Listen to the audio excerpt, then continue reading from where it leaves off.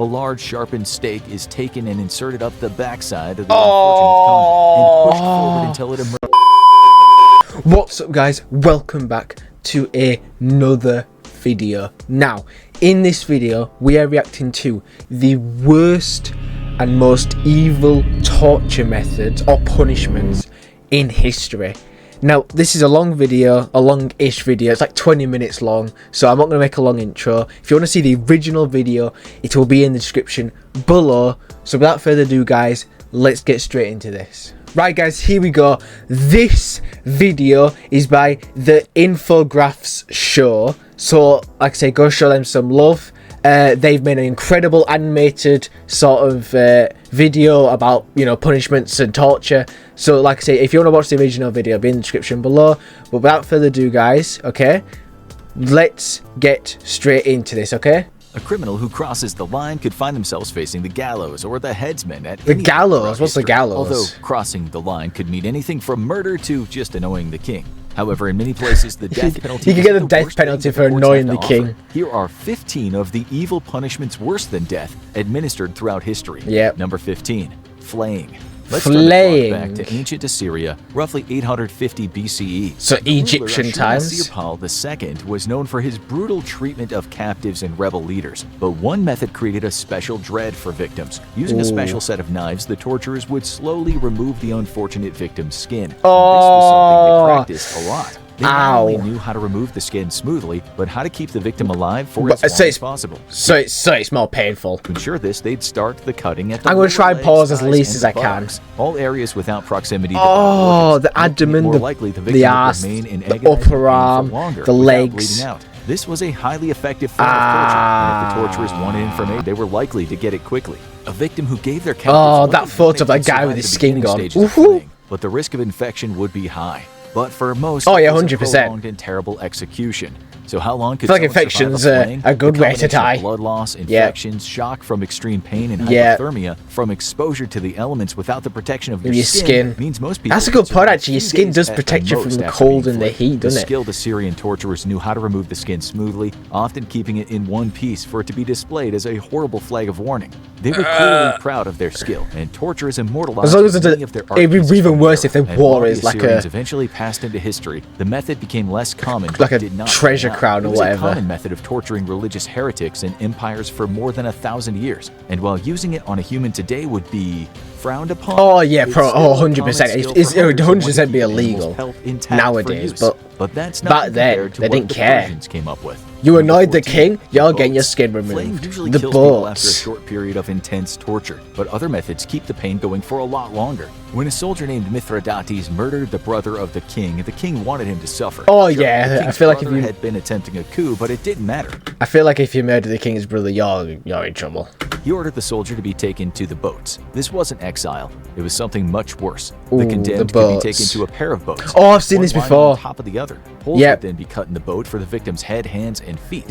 So he would be trapped inside. But then the real torture begins, and it starts with dessert. The condemned man is force-fed a mixture of milk and honey, pumping him full of the sweet mixture until he's nearly to the point of nausea, and left in the sun with the sticky substance drying all over his face and body. And from there, nature takes its course. The sweet mixture starts attracting insects, who land on the man's body and begin sucking it off of him, creating a constant feeling of irritation. Joining the flies will be bees and wasps, which will be painfully stinging him. And inside the boat, the man's bloated body will release excrement, which will attract worms and other vermin. Inside the darkened boat, they'll start biting at his body and eventually burrowing in, leading him to die a slow, painful death from his body being consumed by vermin. This technique seems to pretty much been eaten from inside out. It horrified the Greco-Roman historian Plutarch so much that he made a special mention of it in his biography of the sadist king who invented it. Was this just one madman's creation, or was this a common fate for criminals and traitors? I feel like it's a common thing back then, wasn't it? It wasn't the only time animals were used to bring death. Number 15, 100%. Roman law was one of the most advanced systems of law the world had ever seen. I just said that quite well. That also meant the judges could get a little more creative. When a judge had a suspect in front of him who had been convicted of killing his father, he decided he deserved more than just a simple execution. And there would have been some surprising supporting characters in the mix. First, the convict would have been severely whipped, and his head would have been covered in a sack, at which point he would have been sewn up into a large leather sack. But he wouldn't be the only one in the sack. He would be joined by a collection of live animals, none of them friendly. At which point the whole collection would be thrown into the water to drown, with the idea that the animals would savagely attack the unfortunate man in their panic as they all sank down to their watery deaths. That's bad, that. So not only are you getting eaten or beaten to death by animals, you're slowly drowned. This varies, but one thing that seems consistent is that they were all capable of causing pain. One common that was the point of torture methods, to cause pain. Out a lot of damage quickly. Also common was a venomous snake, who's more likely to bite when panicked. Not even a man's best friend was safe. A wild dog was a common addition. The fourth varies, but several reports point to a monkey being included, which might seem like an odd choice unless you've been attacked by them and seen how quickly they bite and claw. One thing is for sure, this wasn't a role they can be vicious. While this was mostly a Roman invention, it's reported that it was revived to a certain extent in medieval Germany.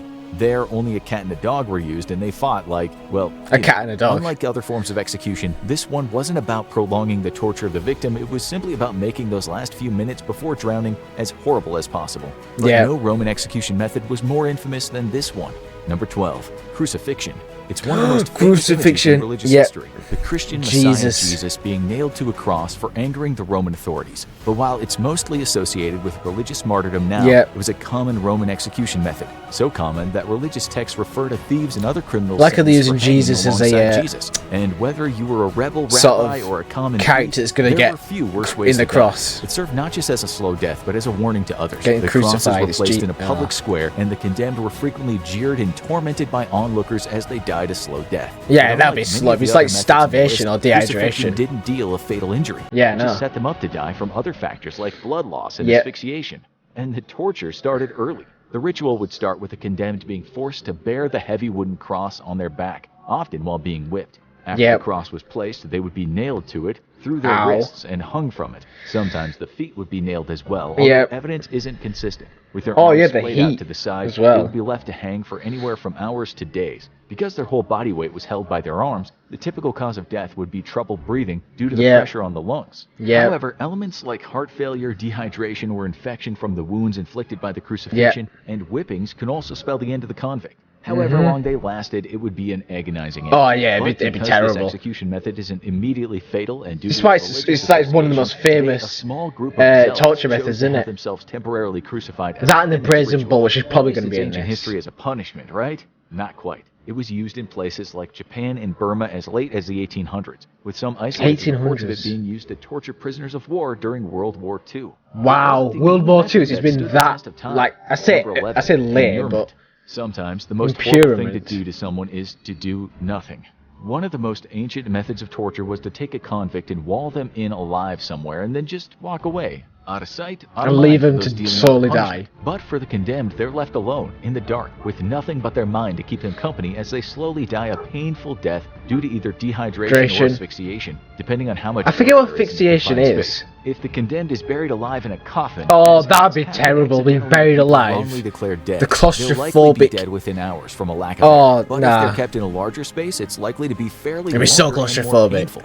While this was commonly used as a method of execution, it has also been used for human sacrifice. But one case was more famous than any other.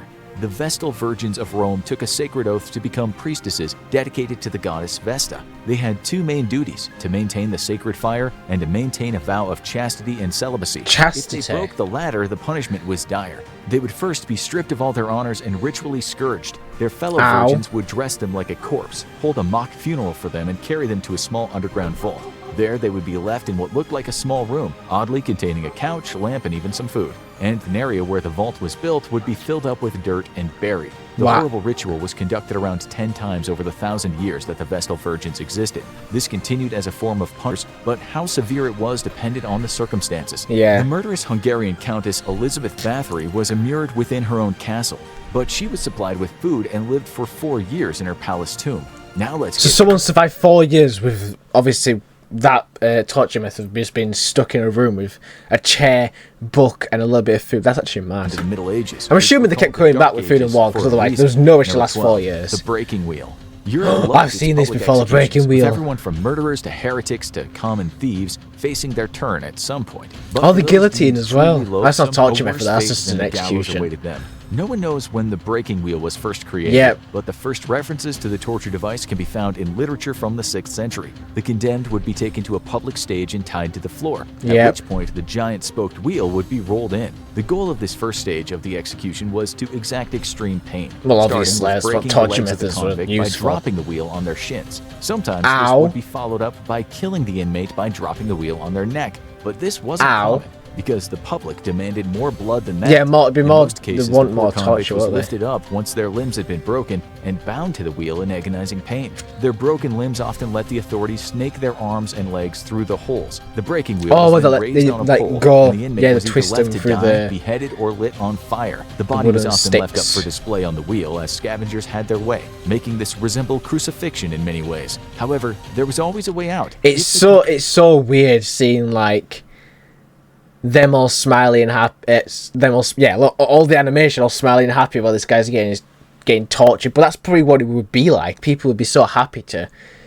like see someone get brutally tortured and killed like that, because that's just how it was, wasn't it? If a convict fell off the wheel while still alive or survived the execution, they were deemed to be spared by God. Their injuries were treated, they were typically pardoned of their crimes, and were in a rare position of being one of the only people to survive one of the worst punishments in human history. The worst punishment often lasted a long time, but few were as disturbing as this one. Number 9, this just impalement. How disturbing does a punishment have to be for the man who inspired Dracula to go, yeah, I like that, I'm going to make it my signature? Despite the association with the infamous Vlad Tepes, the Romanian leader didn't create the punishment of impalement. Which one is this though? Oh, is this one with the... Is this the bamboo one? Particularly hated criminals. It was a simple method, but almost unspeakably brutal. A large sharpened stake is taken and inserted up the backside of the unfortunate convict and pushed forward until it emerges through the mouth, almost always causing fatal damage. It was supposed to serve as a message, as the stake was then raised that's maybe with the victim still attached. Cringe the most. Cases, fields of these victims were planted as a grim warning to anyone thinking of invading the territory. At least it'd be a swift death though, right? Maybe? I don't know. I feel like he'd slowly go down the spike. That'd be painful. The person bleeding out in agonizing pain over a few hours. Some more modern. A few hours? Nah. That's effectively and follow the spine. This caused minimal damage and allowed the person to linger for days. With the that's the worst one so far, I think. Wait, did you just say more modern users? Yep, this horrible tactic did not die with Vlad the Impaler. It was used extensively by the Ottoman Empire, most infamously during the 1915 Armenian genocide that began in 1915. There are also reports that it was used by the Dutch rulers during the colonial era. Vlad, no doubt, would be. I imagine getting a spear shoved up your infamous method of the Middle Ages, and then slowly comes out your mouth. Most of the punishments on this the list are rack. execution methods I that remember get the rack. too ambitious with prolonging death. But punishment isn't the only goal of torture. Sometimes the torturers need some information, and the old guard was willing to get a lot more. I remember the rack. This is a famous one as well, the rack. Enter the rack. A simple device that looks like an old-fashioned washboard, but this device wasn't used to clean clothes. It was used to create pain. The wooden frame featured a roller at both ends. The victim's hands were tied to the top end, while their legs were attached to the bottom this is end. bad. As the interrogation advanced, the torturers slowly rolled the rack, extending the victim's arms and legs until they ripped him off. More. And it only gets worse from there. Unlike the other methods, the rack doesn't deliver immediate fatal injury. Rather, it deals out slow-level pain. That's a weird image. Worse and worse as the ligaments, cartilage, and bones of the arms and legs are stretched beyond what they can handle. Yeah, this can they get ripped break off. The person down as their shoulders and hips separate and their limbs are ruined. Even if one was able to escape the rack, it's unlikely they could walk after it did its work. Oh no, your legs and arms are gone. You're not walking or moving. The rack was so feared that sadistic interrogators would often use the rack on one person and force another to watch to try to break both of them down. The use of this device mostly died out in the 1600s, but it was slowly get your arms ripped off. Russia. That's bad. But it wasn't the most common method of torture in the Middle Ages. There you go, guys. Obviously I've seen some of those torture methods before. Like the rack I know about. We didn't see the brazen bull, but I knew about that one. And the one where they're in the boat and then animals slowly, they put like honey and stuff on the face. I've seen that one before. I'm gonna say I am actually so glad I'm in this sort of era, because like the torture and the brutality of the past was horrible. I can't imagine if I I couldn't. I would say if I had to pick one of these to go through, I don't know which one I'd pick. They're all horrible. It's I mean, it was also good in the fact that at least no one was ever never committed crimes. I feel like the crime rate would have gone down 100%, because no one would ever want to go through this sort of stuff, because it was brutal. So there, guys, thank you so much for watching. This is the final video I might have for at least a week, because I'm going to be busy next week. This is why I made 2 videos within a week. If you haven't seen the video that I made yesterday, that was